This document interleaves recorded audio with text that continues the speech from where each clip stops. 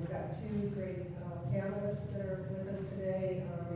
Neil Agate has come all the way from near DC, Polo, Polo, and then Parker Pierce hasn't come from so far, but he is the manager of the Polo Club, and we're going to hear from him a little bit later. This is part of our monthly programming, our talks on a wide-ranging variety of equestrian subjects and agricultural and local history. So this one kind of combines both local history and equestrian. We've put together a little slideshow. I don't think a lot of people know a lot about polo. There are a few people in this room who do. But we're going to start out with the next slide, please.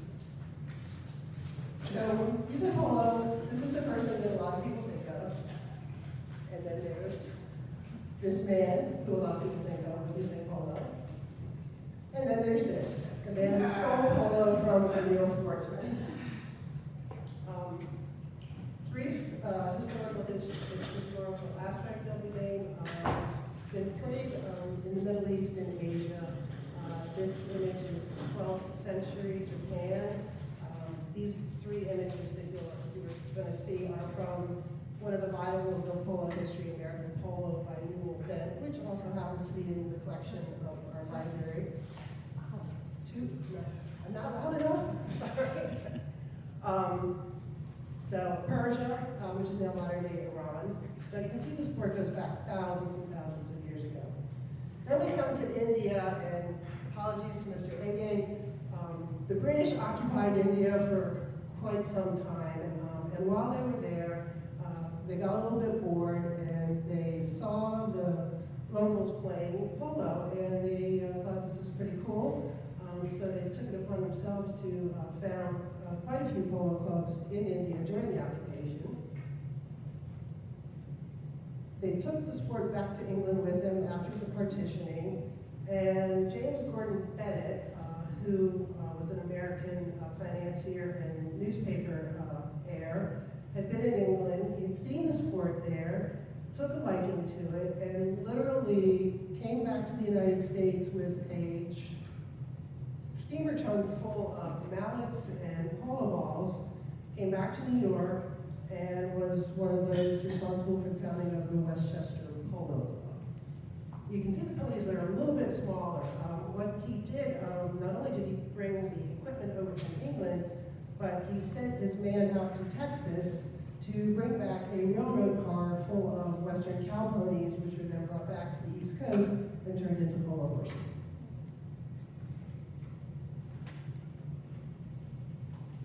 With this talk this afternoon, we're really concentrating on the sport in Maryland because it has a longer history than I think most people know.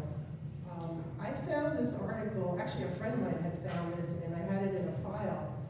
It's from the Aegis and Intelligencer newspaper, which is the precursor of Harford County's Aegis newspaper, which is known today.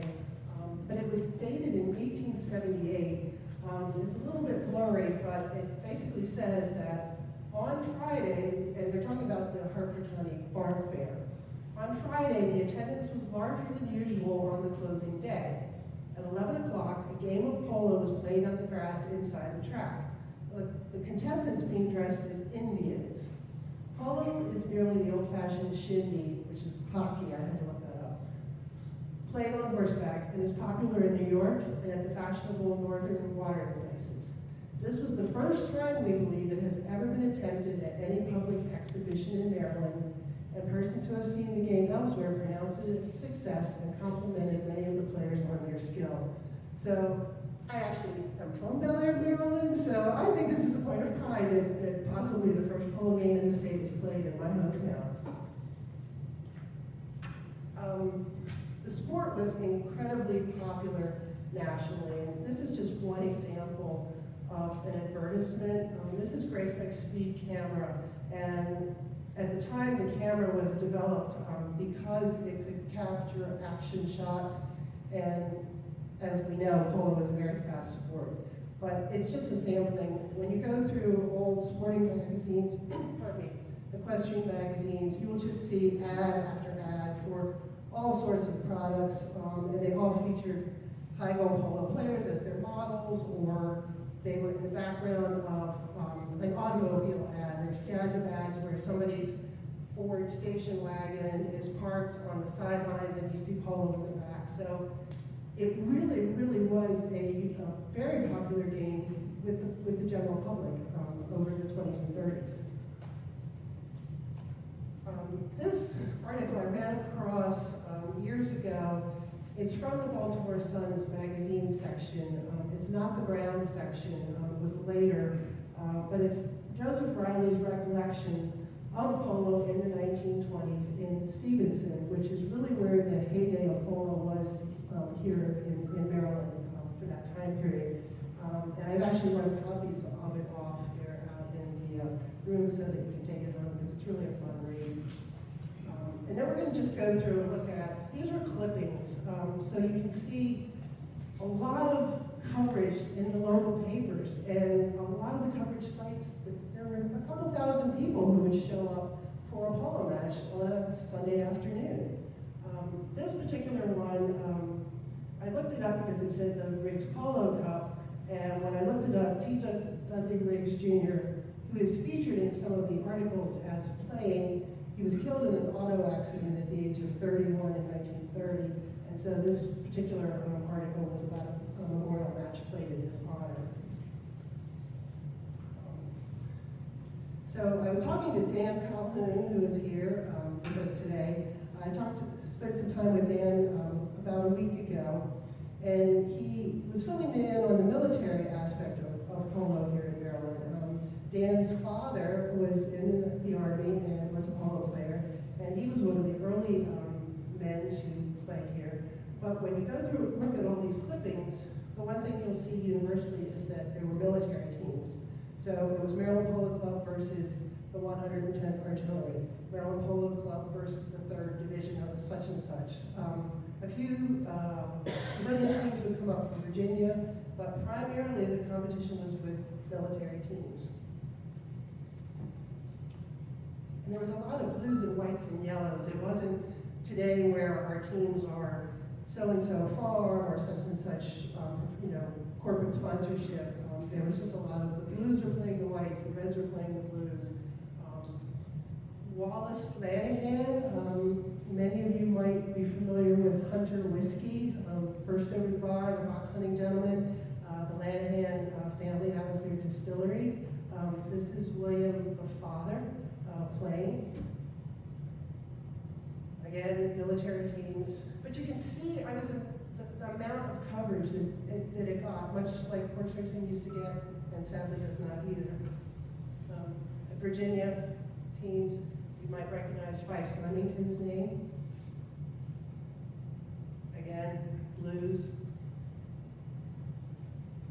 Jock Whitney is probably the most well-known, with the exception of General George Patton, who came from out of the area to play here, as opposed to the local society folks, you would say. Again, 110th Field Artillery. So we're jumping ahead now.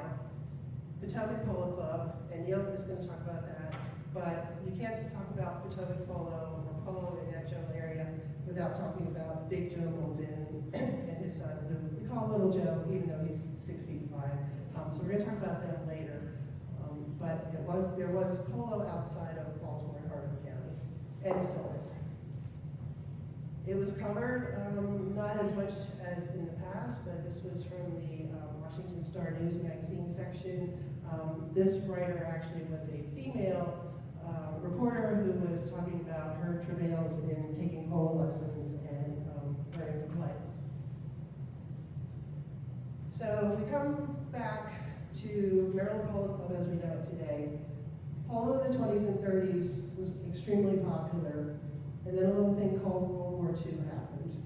And after the war, basically the American cavalry was disbanded. So you didn't have military men with horseback proficiency as you did, and polo kind of went by the wayside for a fair amount of time.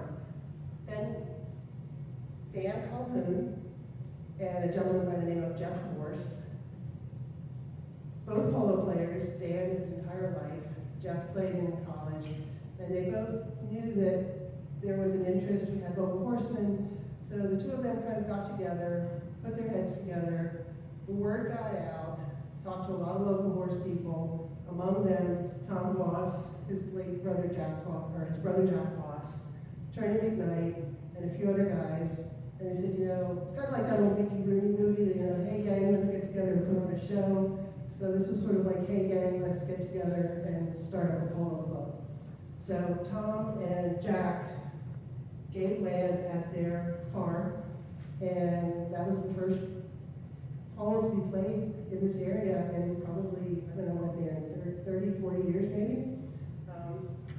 They got a lot of people up here, had some school horses, lesson horses. This is the McKnight field. Trini McKnight had his own field, was a practice field. But they got a lot of people together, the word got out. Local horsemen who had played in college but hadn't played in years and years. Dr. Fred Peterson, some people might know him, local equine veterinarian. Trini McKnight, steeplechase rider, fox hunter. His wife Liz, Calhouns, so many people that you can't name them all, got together, outgrew the local fields, and then next thing you know, they're on the infield of the Timonium racetrack. So every Sunday, if you were driving up or down York Road and you happened to look to your left or your right, you weren't seeing things, you were seeing a polo game in the middle of the racetrack at Timonium. And they played there a couple years and decided, for a lot of logistical reasons, some having to do with the fairground itself, they said, we really need a permanent home. So there were 4 gentlemen, and they are seen in this picture, but Ed Cohen, Charlie McKnight, Randy Haybeck, and Fred Peterson each made significant financial contributions to create the fields that we now know at Ledoux Gardens. So we have Maryland Polo Club fields at Ledoux. The club has grown over the years. There are 2 fields now.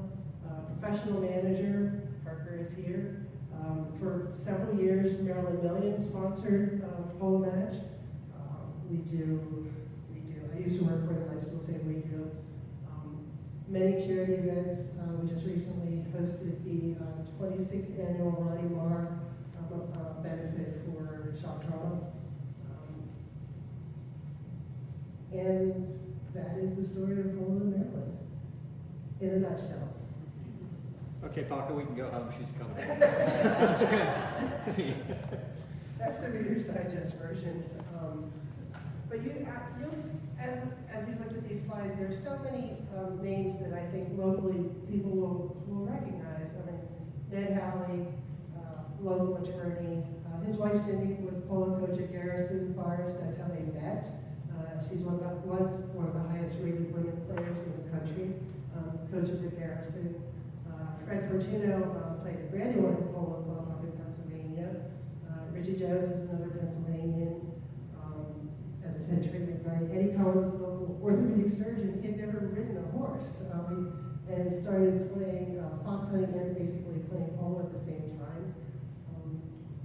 And Parker's going to talk a little bit about maybe the younger crowd and intercollegiate and scholastic polo, because for the most part, you don't just say I'm going to play polo, although a lot of these guys did it, and kudos to them.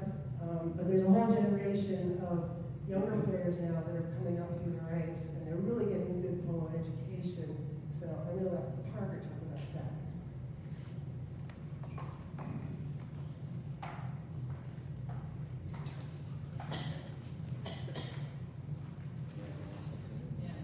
I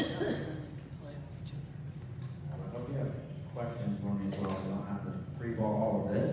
But brief introduction. My name is Parker Pierce. Like we were saying, I'm the manager of the club current day, trying to keep it going and doing everything we can to keep growing year over year. The way I think that another step back that maybe was a little bit overlooked and is usually overlooked is that this sport also around here comes from the arena. We started actually in 1986 as well before they built an arena.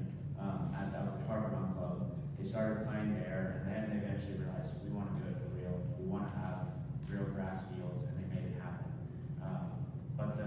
I think the biggest part of what arena adds to it nowadays, and like you were saying, the younger sides of polo, is that people have a chance to learn. They have a chance to play as kids, and they get to keep going in that way to eventually progress and reach the field. Because it is difficult to come out onto the field, and a lot of these times it requires you to have a full string of ponies to come out and play. That's something that we're lucky enough, a lot of places can provide in arenas around here. From here to Virginia, where I went to school as well, playing in the arena collegiately, club teams here as well.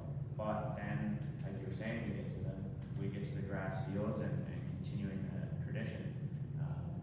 Tournament night is actually my uncle as well, so he was part of that group, so getting it going. What else can I say about getting the younger generation involved? I think that's going to be the future. If there is a future to continue, it needs to be involving the younger generation and the people out there that can come and play, and the people that do have the money to do it and to bring horses and to get involved in the sport. That's the biggest thing that we need to keep it going, in my opinion. But we're very fortunate to have a great group of people right now that play at the club. Lots of teams interested in playing, and great tournaments that are going on this weekend as we get there. Talk a little bit about the USPA and what it is and what they do for the sport. And I was going to add, I spend a lot of time in my day job doing marketing, and one of the tough things that we all face is how, and horse sports in general faces, how do we get more people involved?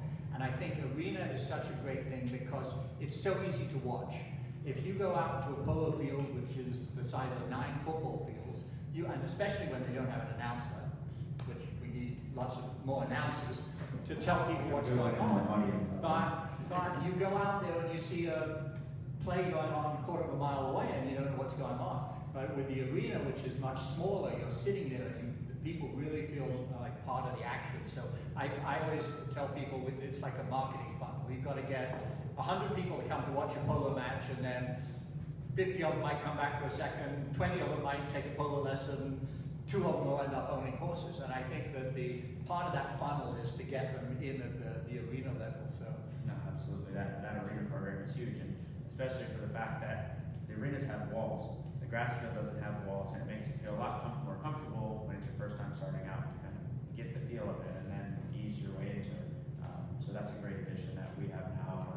And here at Maryland, we've just restored our arena this past year, and it's up and running, and we're having great matches in there as well. And there are a number of, and I tried to find this number, I want to say there are 120 college polo programs that the USDA supports, and college polo is all arena, so that's a great funnel. That's the funnel the other way, is funneling the players in is through the college programs. And you can tell when you watch sometimes even on the grass field, you can tell a college player who's played in the arena.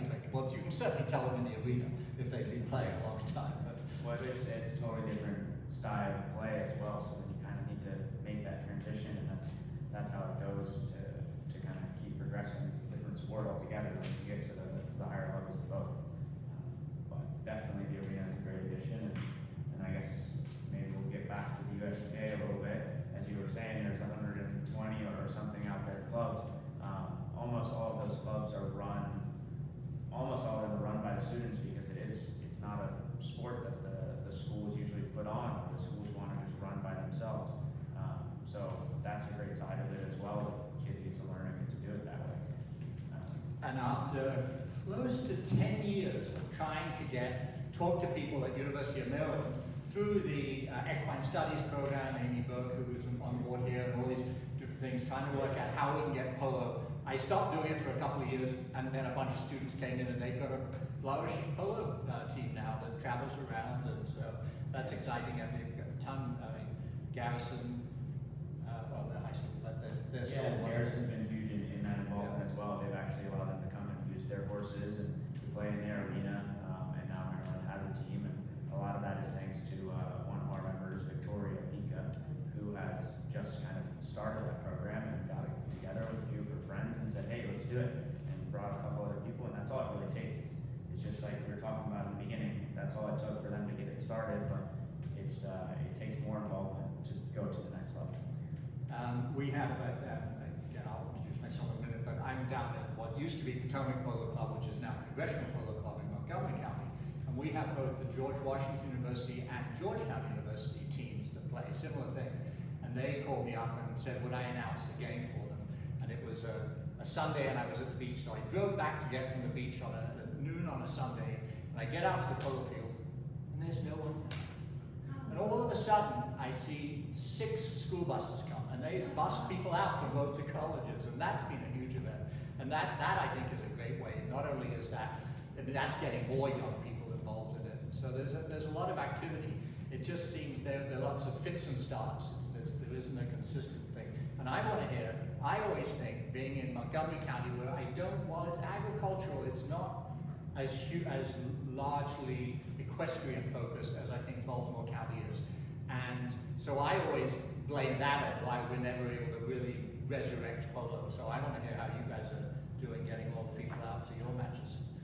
As far as spectatorship? Spectatorship, that's filling that funnel. Yep. Yeah, I mean, I think recently we've had a lot of luck just with the word getting out and having new marketing channels and having it being spread through Facebook, through Instagram, through all of that. We're getting more people that know about it. And it's honestly, it's getting to the point now where during my day-to-day where I'm working on a tractor or I'm working on a field, I'm getting phone calls from random people that I've never met in my life that are saying, hey, I hear there's a polo match on Sunday and Friday, and how do I get there, and what does it cost, and when can we come back? And that's really what you need, so it is definitely starting to happen. And I think, like you were saying, it's marketing, it's all getting it out there. But having a product that's also an event that's worth coming to see as well. Can you tell us, Parker, a little bit about you and how you got into polo again? And your grandfather, I believe, had played polo, but then you've done quite a lot, and everybody doesn't know. You're sitting there as manager. Well, what have you done, Parker? Tell us. I haven't done that much. My career in polo really just, I started out like a lot of people around here, just riding ponies and jumping and loving that. And I did show jumping for a long time, and that was fun, but it got boring after a while going around in circles. And when I was a boy, right? I played lacrosse, I played soccer, I played every sport you could possibly play almost. And when the opportunity arose to be able to hit a ball on a horse and go fast at the same time, it bites you like that as soon as you try it. So that's kind of where I started. I originally was at the Garrison Forest program on a club team. Then I went and I learned from Kelly Wells for a long time. From there, I went to the University of Virginia, thanks to the man sitting next to you. And then after that, we had a lot of fun there. We did a lot of great things. Were able to win a national championship there, which was a great pleasure. And Roger, you were individually given a pretty high honor at UVA. yeah, also through the PTF organization that does a lot. They do a lot for polo as it is today, and keeping that sport. Polo Training Foundation, And which player is a of the spin-off year, of Richard, US. John Rogers. Right. I don't need to tell that. But no, it was a great experience, and I mean it definitely keeps you attached enough that still to this day I'm still a part of that Virginia program and happy to be a part of it, and still running the program here and trying to grow it as much as we can. Well, one of the other things, and I will give my background because it might give you context. So I'm just a horseman, and I have played polo for close to 40 years. You probably wouldn't know it if you saw me play. But I was actually, I lived all around the world and went to George Washington University for college. And I used to go down and study on the mall. And one day I see all these horse trailers go by, so I walk over, and I'd ridden all my life, so they were polos. And once I talked to a few people, they started saying, can you warm this horse up, warm that horse up? And I'll tell a story my family loves to tell is that my parents used to laugh about the fact that their poor son Neil was calling from Washington, D.C. for college, needing money for polo lessons. So actually there was a guy that I met there who was going out to Potomac Polo Club to the Muldoons. I think I At that point, I think it was Joe running the polo school, then Mary ran it, then Charlie ran it, and I think I'm one of the few people who did lessons through all of them. But so I started going out there, and at the same time, I mean, it was a big social thing there on the mall in Washington, D.C. I mean, they get, I don't know, 500, 600, 700 people every Sunday watching polo, and they ship in from either Maryland or Virginia. And one day, a good friend of mine from the British Embassy, who used to announce the matches, and I would sit there scorekeeping and keeping time, basically handed me the mic and said, I'm being transferred, so that's how I got into announcing, so, which is fun. But I was going somewhere with that. But so still, I mean, even that, and I don't like announcing polo matches at established clubs where most of the people know about polo. I like educating the people who haven't done it, and that down on the mall was perfect. And I've had several people, a couple of people who play out at Great Meadow basically said they saw their first polo match on the mall when I was announcing, and that to me that's the biggest tribute I can have.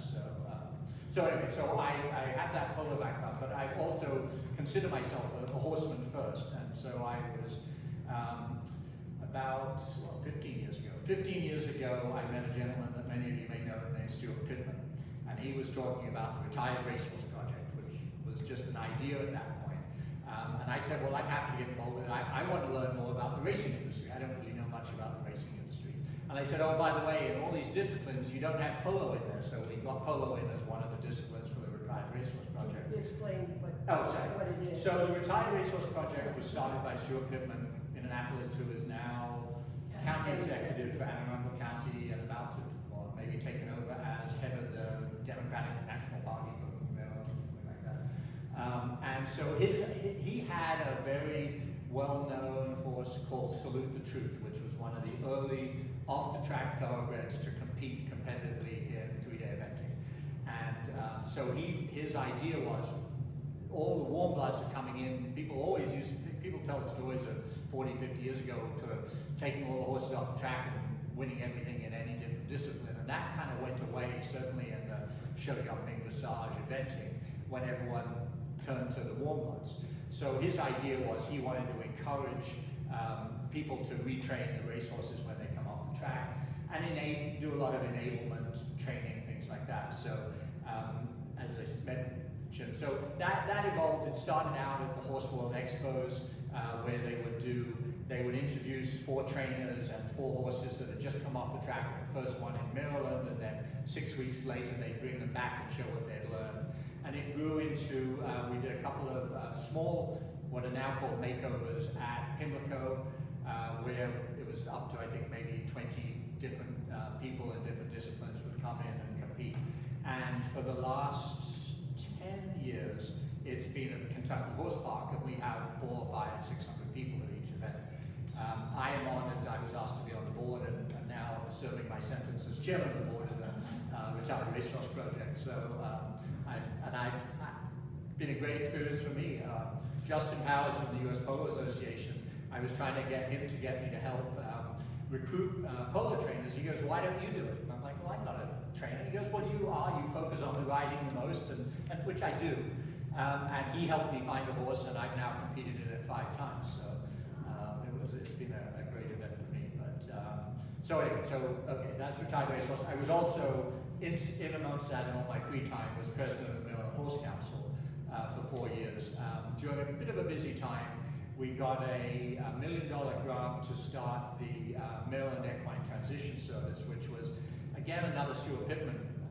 I don't want to sound like a Stuart Pittman fanboy, but a Stuart Pittman idea was when all of the laws were put into effect to get rid of the slaughterhouses, Stuart was saying, well, we're just going to have horses all over the place and no one's going to know what to do with them. So the Maryland Equine Transition Service, it's still running. It's run by DayZ now, but they basically provide a vehicle to help people if they cannot take care of the horses, so they don't end up in the slaughter pipeline down to Mexico and Canada.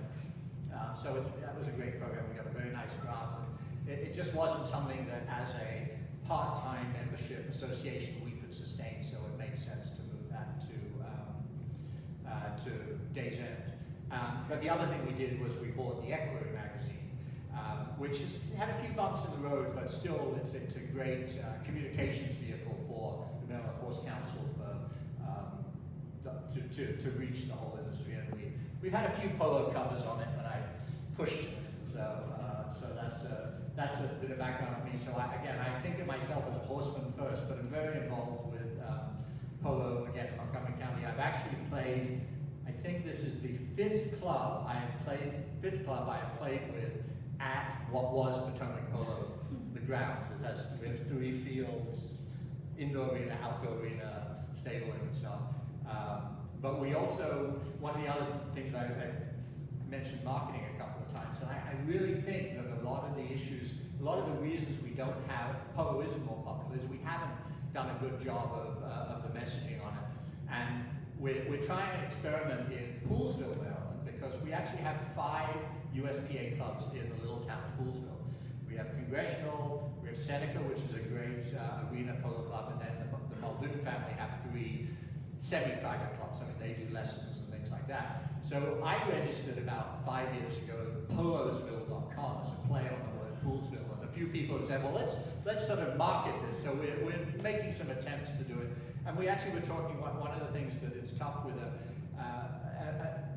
polo in general. You have to get a groundswell of members in order to pay for the field maintenance and thing. And if you're really lucky, you can get a manager who's focused on this full time.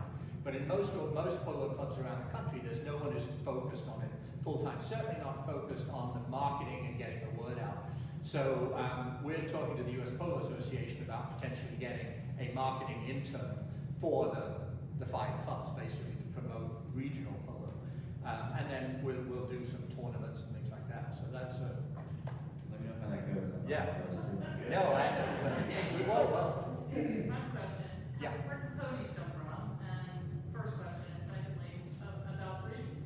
There are people who breed polo ponies, I believe. So, what breed are they? Certain size? Give us some sense of what you're looking for, how you get them. Absolutely, and I think it's a little bit different depending on where you are, right? So, yes, the sport is big here in the United States. Second, it's much bigger in Argentina. That's where a lot of the breeding comes from. It starts there. But there's also the side that Neil was just talking about, is the retired racehorse. It's bringing a thoroughbred, or bringing a thoroughbred that was bred, didn't make it, never raced, but still has that ability and is the right size. That's a lot to do with it. It's size. It's really, you can almost look at them. You can sit on them once and you can know if it's got the brain for it or not. It has a lot to do with how they think and what surprises them, whether they have the mentality for it. Almost half of my string is thoroughbreds built just to race, and I've made 3 of them myself, turned them into polo ponies. They're not the best, but they get me around and they do their job. But there's also then you get the whole other side of it, right? In Argentina, they're breeding for it solely. It's a mix of what is a thoroughbred to what was a criolla, which is kind of you would call it the gaucho horse. That's what they would work cattle with, what they would do regalos with, they would show them. Those are all very beautiful horses, but they're a different build. They're a little stockier, they're a little shorter, a little thicker bone, because it is a very difficult sport. It's a competitive sport that's also a contact sport. So you need a horse that's going to be quick on its feet, fast enough to get to the ball, but it's also going to hold up when another one comes at it at about 35 miles an hour. So they kind of made that mix, and the breeding in Argentina is really big. It's very much comparable to what we do here in the United States for thoroughbreds, right? And embryo transfers are now a big thing. Right, so that's starting out. They've been experimenting with that a lot. It does seem to work to some degree. They get a lot that work, they get some that don't. And I think it'll probably keep getting better as history goes on. And one of the things that they're finding is that their Creole breeds are not as fast as the thoroughbreds. So they're actually buying up a lot of thoroughbreds and shipping them over there to breed to their stallions, which is kind of an interesting twist on it. The other piece that we'll inevitably get to, because 60 Minutes has done it, is cloning is going to be, which I don't know, that seems to take a little bit out of it, but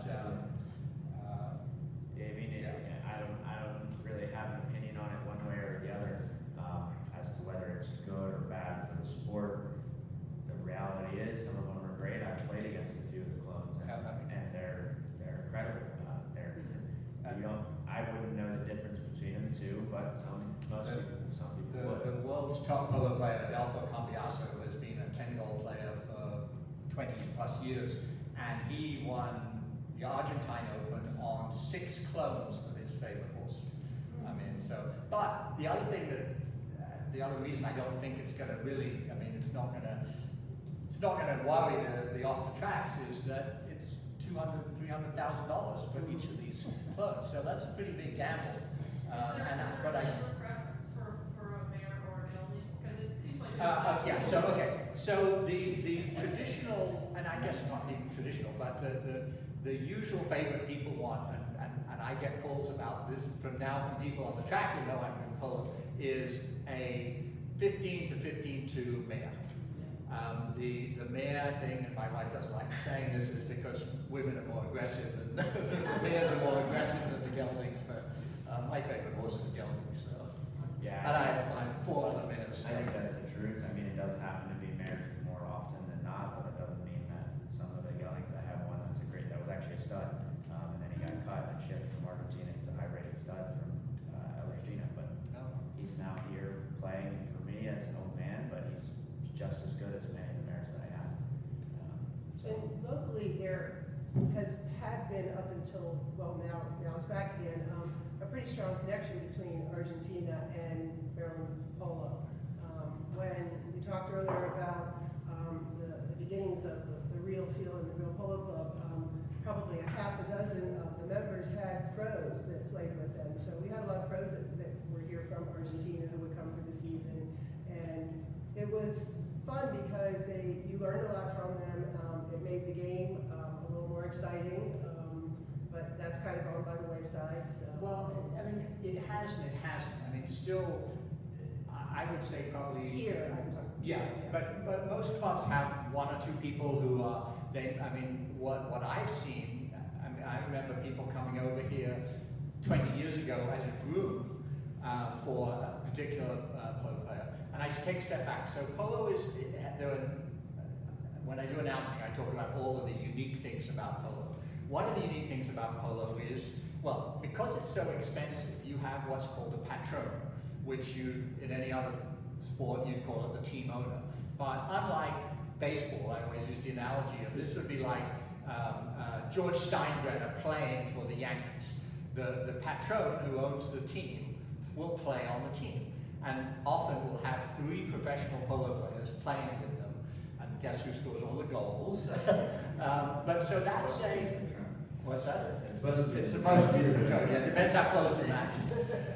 But so that obviously exacerbates the financial aspect of it, because that person is not only paying for those 3 players, they're paying for all of their horses. They, in most contracts, will have to buy certain horses for themselves. So that's where there are so many of the top professional players here in the U.S. have big breeding operations in Argentina and ship over hundreds and hundreds of horses, and that's kind of where the rub comes. And I don't know. I guess I haven't played up here much, but I know like Brandywine, there are 2 or 3 Argentine pros who are either still playing or still help manage. Certainly in Virginia, there are half a dozen Argentine pros who do everything from running the clubs to having their own strings of horses that they rent to people. Those up-and-coming patrons who don't want to get into buying them, they just want to rent and come out and play. So it's a lot of unique things about polo. I'll run through my other unique things. So we have a handicap system that goes from -2 to 10 goals. So every polo player around the world is rated by their local polo authority. In this country, it's the US Polo Association, between -2 and 10 goals. Well, that allows you to do a lot of interesting things. One, that allows you to do that amateur and professional playing on the same team, because you would have a 6-goal or a 10-goal match, and the handicaps on both sides have to add up to 10 goals, or the other team gets an advantage. So that's why you can have a couple of amateurs and a couple of professionals playing against 4 amateurs or 4 professionals. The other thing that does is we can have men, women, and children all playing on the same teams, and that's how you can have such great family things. There are a lot of families where, unfortunately, I have two daughters who had the potential to be good horse people, but they had no interest in horses, so I could never get even my arena polo team together, but, so. Isn't polo Maryland State's official sport? No, jousting. No, jousting. Jousting, oh, okay. Close. Okay. Yeah. Yeah, I was gonna say, even if we could get them to drop jousting, I think the cross would take over before polo. But there, Parker talked about arena polo in collegiate, but again, with the military, in the 20s and 30s, they played a lot of arena polo around the country. I wanted to mention a couple things. So, in the Far East, back in, I think it was like 300, I forget whether it was BC or AD, but anyway, they used to play polo after battles with the heads of their competitors, and that was what I've at least read in several places was how polo started. But, and I didn't mind the comment about the Brits in India, because I actually lived in India. That's where I first rode a horse, was in India. But the British military really did it to fine-tune their riding. They got bored with the dressage and the show jumping. Then when they saw people playing polo, they're like, this is great. And it has been a great training device for militaries up until the time they stopped. And there using are variations of the game around the world. I mean, there's a game called Pato, Yeah. which Yeah, that's a crazy. completely different sport. believe me, the original is, Peter would be all over it. Now it's played with the ball where they ride and they swoop down and pick up a ball off the It ground. has, the ball has handles on it. Literally, it used to be a duck. Pato is Yeah. Spanish for duck. In the one slide that we showed, what they were playing was more like what we know as polo cross today, where it's basically like lacrosse on horseback. And it was Polo, P-U-L-U. So there's been a lot of variations of it around the world, but it's still basically hockey on horseback. Yeah, I usually just tell people that we used to play with a wooden ball and now it's plastic. Yeah. And actually, you can actually It see used to be there. made out of a willow root. There are, in the display out there, you will see there's one wooden polo ball, and then you'll see a plastic one that is kind of beat to heck. It's an actual game ball, so you can see the difference. And they really, the wooden balls used to get beaten to heck. One other famous story is Winston Churchill was playing on a team once and scored the goal, but the ball split in two. And the rule book, I don't know if it still does, used to say 51% of the ball has to go to the goal. So he made him go off and get a scale and weigh the half of the goal. I think it was actually the opposing team, and he lost because it was more than that. Yeah. But, I mean, you talked about the expense of it in the high goal Patron era, but you can play for fun, and I think that a lot of the people who traditionally played, at least here in our local club, I see Jamie Mars here, and her dad played and her brother played. They did not have 6 horses apiece. They had, a few. They would double up. You weren't playing the fastest polo in the world, but you got to play and have a good time and do it relatively affordable. And that's where the arena comes in, combined with most clubs these days have some kind of a polo school, whether it's run by the club or a professional that runs it. And that does allow people to to come out and try it, and try before you buy type of thing. We do, when I'm out in DC trying to get people interested, I have my manager's card, and I just write one free lesson on the back and give it to him, and I've got to deal with him. I'll buy those cards back from him at 50% of the price. So that's been an effective tool. So. And some of our players of that level, maybe they didn't go on and continue to play and have big strings, but they became some of the biggest supporters of the club. Like I'm thinking about John Porter, who had been a member of our club, and he couldn't play after a while, but he was there at games, and so maybe you don't produce a real professional polo player, but you produce a fan, a lifelong fan, and supporter and promoter of the sport. Yeah. What else are we talking about? This is more of a personal thing. My family, we grew up in Charlottesville. Okay. Are there any Reinhardts involved now? There Is he absolutely still in are. South Carolina? Owen is, South yes, Carolina. as Robert's there still every day, you know, just about, me and Dan work with him still Yeah. to keep. Well, that's where I met them. Oh, it was in Charlottesville. Right, exactly, yeah. And I have my They're still all granddaughter who played for Garrison. Okay. So coming back to Dan Calvin, and Dan basically is Mr. UVA Polo, but, and he's had he spent his whole career basically putting in polo fields around the country and even some, I would say, around the world. And I always knew that. I've known Dan and Julie for years and years and years. But he brought with him today a list. I guess he was bored, and I think I count 40 polo fields on here that he is directly responsible for the construction of, including Palm Beach Polo Club in Wellington, Far Hills Polo Club in New Jersey, our own Maryland Polo, Retama in Texas, Saratoga, Calgary, Great Meadow in Virginia, Las Colinas in Texas. Polo's been very good to Dan, and I would say Dan has been very good to Polo.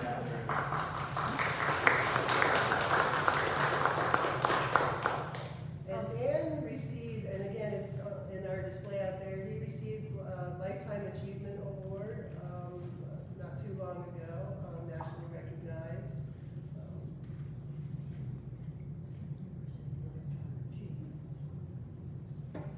We actually were, I was fortunate enough to be there for that as my award at the same time. It was pretty awesome.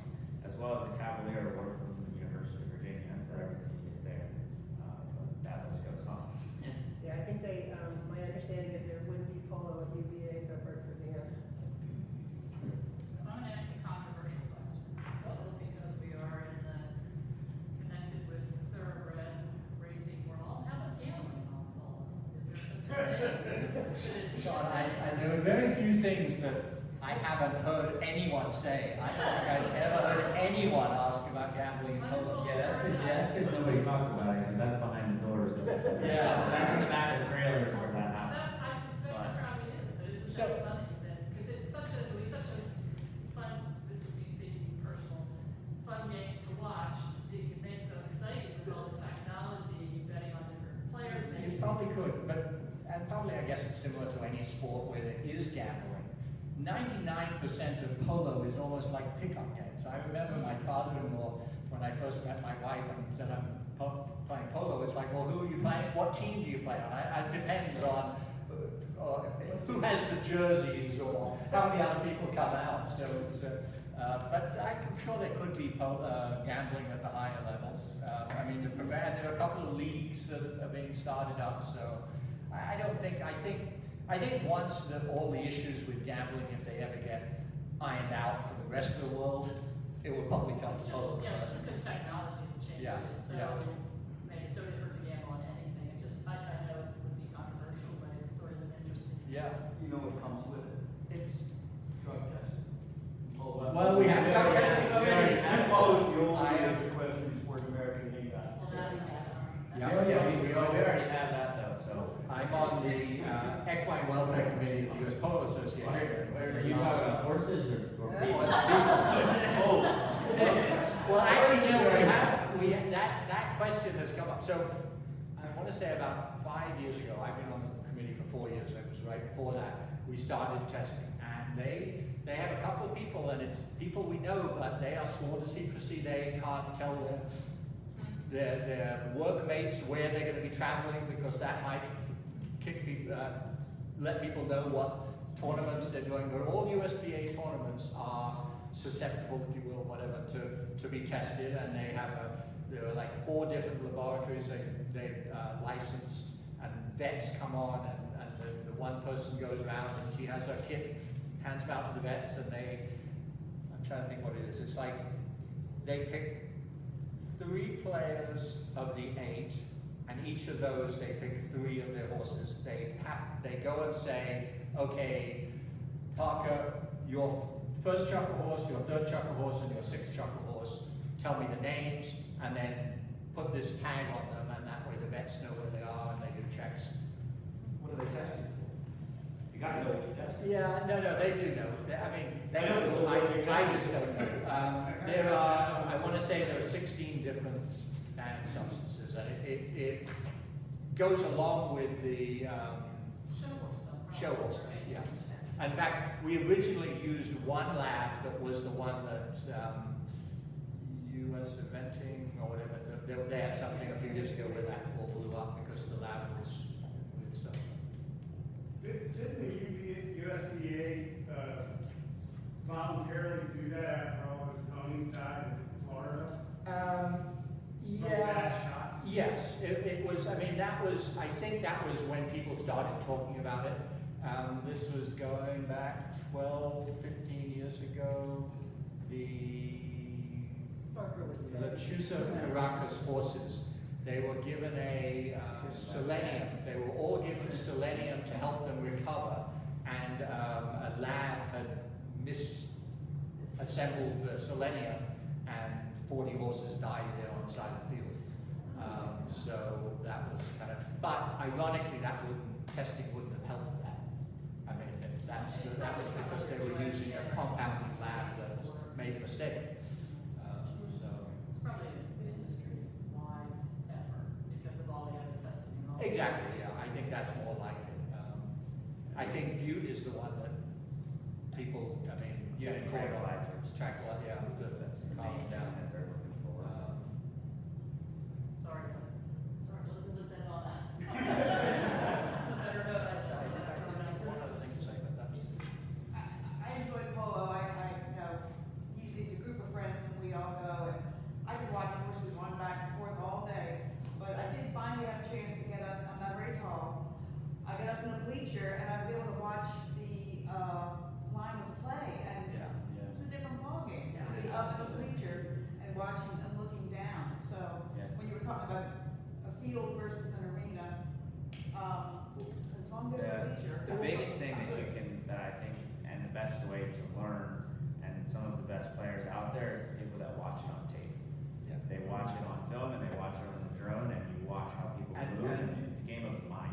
And the U.S. Polo Association was one of the first sports to really use drones and train drone pilots to follow. And we haven't mentioned one aspect of polo is that the U.S. Polo Association, while for a number of years was competing against Ralph Lauren and suing him in court and all that for all, and they were being sued by him, they came out with their own logo wear, which is a huge financial boon for the U.S. Polo Association and therefore the clubs that get grants and things. But one of the things is that they support a quite extensive live streaming of all of the top professional games around the country. But and that's where they started using drones. And one of the key concepts in polo for safety is what's called the line of the ball. And that's very difficult to see when you're an umpire or when you're a player on the field. But the drones are magnificent to be able to really sort of go back and see these replays of the ball going down the line and the player cutting right across it because you can see it from up there. And that's been a big plus and a good educational aspect. Parker, how did you learn about maintenance of a field? A lot of that was time and messing that up when I was a kid, because I actually was an assistant manager for a couple of years. I would say almost 100% of my knowledge comes from Art Gump, he was another man behind the magic of making Maryland Polo Club happen, alongside Dan, and he still to this day has probably given more to the Maryland Polo Club than anyone. I mean, he works I worked with him just this winter. We service the tractors together. Art does it with me and on a wrench. And that's a big part of what goes into a polo club, and a part that a lot of people don't know is how much maintenance there is to run it, to repair the field.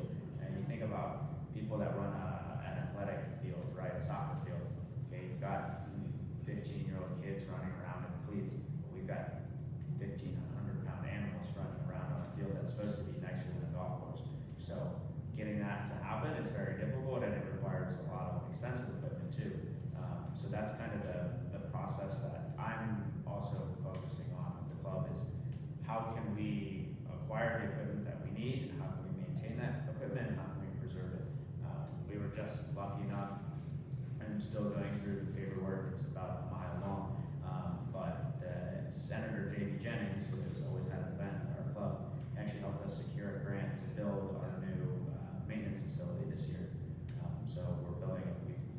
already built it, so we're hoping all the money comes through. But it's a great building that's how you preserve your equipment. And if you're gonna get it, it's gotta last, so that's another big side of it. And the field has a built-in irrigation system, so. Right, an irrigation system that I imagine Dan and Art kind of designed together. That's another tough job that I've got coming up this week as it starts to get hotter, is getting that up and running again. And I know Neil also, speaking to the irrigation, you guys have just gotten dealing with another grant service through the PDI, the Polo Development Initiative. They help clubs get those types of equipment, get the irrigation drills that they need, put in the wells that they need. And going through all that planning, it's a pain in the butt, but it's what we need to make it happen.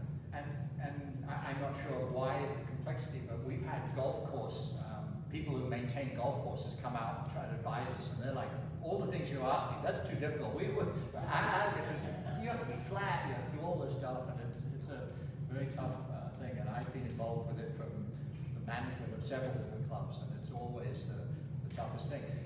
Interestingly enough, so we had at, I'm trying to think, Capital Polo and something else after that, one of our vets, Javier Donatelli, who's relatively well known, his father maintained polo fields in Argentina, so he came over, and for 2 decades he probably maintained those 3 polo fields at Congressional. And he passed away, well, he moved back to Argentina, recently passed away. And we now have a young kid who I guess had some background of managing, family did polo fields in Argentina. He comes over, he came over as a groomer initially, and now he's kind of almost like the facilities manager. He does all the stuff, and he goes back to Argentina in the winter and comes back, knock on wood, and helps us, so we've been very fortunate with that. So why don't, because we're getting short on time, why don't you guys each let everybody know when you play and when they can come and watch? The season's got a few more weeks to go. So there's some folks here that might like to come out to a match. Yeah, absolutely. As far as the Maryland Polo Club goes, we have matches every Friday and Sunday. Friday at 6, depending on our tournament schedule, which is also online. Then those days we'll have 4 and 6, multiple games. Sunday always at 11. You can see Mr. Finney in the tower on Sundays. Why do you play at 11 when traditionally it's 3 p.m.? Why do you change that? Because of the heat. Yeah, because it's too dang hot at 3. We're the same way. That and the other side of it is all of everybody else that you play at 3 o'clock. That means that pretty much you've got to leave by 11 o'clock to get there. Then when you get finished at 6 o'clock, your whole day's gone. So it works a little bit better at 11. But we this weekend we're actually going to have 11, 1, and 3. So if we're happy, if you'll be there, that'd be great. Yeah. I'll take you to 3 p.m. Yeah. The finals at 11. Do you modify your schedule for heat? How do you? Absolutely. So that's we were talking about earlier with the drug testing a little bit. I think that's another really important side of what's growing in polo right now. And a lot of it, I guess I don't know if it's official news yet, but Beth Subic around here has taken a big initiative to help with the health of polo and the equine industry. In that end, there's an index that was drafted a long time ago that we still use today. And tomorrow morning I have practice at 10 a.m. for the kids, even for kids polo. You can't risk it because then as the kids polo, they start using older ponies because that's what you need. Then you get older ponies out of the heat and you have just as big a problem. So there's an index that we look at from humidity, temperature, and there's 4 different They do that at the levels. racetrack too, so that's Right, why it's yeah. paying. You have to. We've canceled weekday practice a couple of times this year. Once 2 hours before, Yeah. a couple of times before. Yeah, you don't really have a choice if you try to do it. If you can't. There's no option to come play at night. None of the fields have lights. Do any of them have lights? Arena does, but not field. I don't even know any major fields Really? that have lights. I think it would be awesome. I think Darlington Polo It'd be really awesome. Pennsylvania. does. I have seen glow in the dark polo. Okay, well, let us know when you're gonna do that. Yeah, I don't know if that's. We actually, so a few years ago,